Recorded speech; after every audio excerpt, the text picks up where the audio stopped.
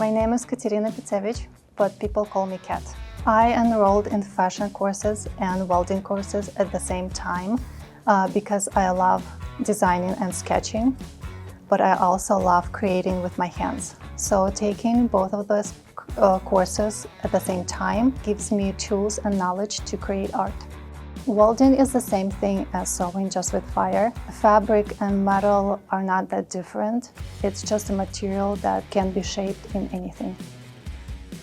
The main thing I noticed about Kat in my classes was that she was a hard worker, always practiced a lot, very thorough, tried to do her best in every project she did.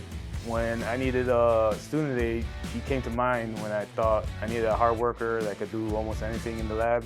By then, I knew that she was in the fashion program as well, and I knew that would complement her goals. Sewing and welding, it's like a meditation for me, so I'm focusing on a task and being present in the moment. I'm most proud of progress that I achieved. I'm definitely much better than I started, and I'm also become multidisciplinary. I love the atmosphere at Harper and people that I meet. Even a simple thing as walking through the hallways makes me feel like I want to be part of this college.